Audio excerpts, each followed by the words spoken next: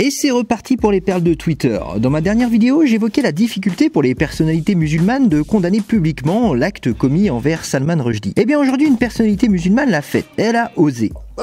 C'est la folie, quoi. Et vous allez le voir, les réactions qu'ont suscité son tweet ne sont malheureusement pas si surprenantes. Mais avant, prenons 2 minutes pour le lire. Parce que c'est vrai que si on étudie un petit peu l'islam, on se rend vite compte que ce genre de publication, c'est quand même assez paradoxal. Surtout pour le deuxième point, puisque justement, c'est un ensemble de normes émanant de la volonté de Dieu lui-même. Du coup, être musulman et en même temps être contre la loi de Dieu, c'est un oxymore. Non, tout ça n'a pas de sens et ça ne peut pas durer éternellement. Pour le 4e point, elle parle du droit au blasphème, ce qui encore une fois va à l'encontre des préceptes divins, et c'est la même chose pour le dernier point. Mais aussi curieux qu'il soit, ce tweet ne doit pas être moqué ou montré du doigt. Pourquoi? Mais c'est très simple. Si vous souhaitez faire bouger les choses, il faut encourager ce genre de tweet, parce que c'est ce genre de propos qui fait changer les mentalités. C'est ce genre de déclaration dont nous avons besoin pour réconcilier l'islam et le progressisme. Perso, moi, des musulmans comme ça, j'en veux des millions, des milliards même. Mais c'est vrai qu'au premier abord, on serait tenté de se moquer en voyant ce tweet. Alors, vous l'aurez compris, factuellement, ce qu'elle décrit ici est complètement antinomique aux préceptes de sa religion. Mais chaque religion, chaque dogme évolue avec le temps. Et c'est tant mieux. Cela étant dit, la réaction de sa communauté ne s'est pas fait attendre. Nous avons ici notre ami Oumavox, par exemple. Ah ben tiens! J'avais déjà fait une vidéo sur lui. Bref, il n'hésite pas à insulter cette personne. Parce qu'elle a une vision de l'islam occidentalisé, donc modernisé. Et ça, les islamistes en herbe, ils aiment pas trop. Eux, ce qu'ils veulent, c'est l'exact opposé de ce qu'elle décrit. Ensuite, nous avons le collectif Al-Jawab, qui, eux, perdent foi en l'humanité en voyant un tweet qui promeut la liberté d'expression, la liberté de critiquer l'islam et la liberté d'aimer qui on veut. Et tout un tas d'autres tweets plus ou moins insultants venant de musulmans qui se sentent trahis, voire insultés pour certains. Et les gens sont là sur Internet.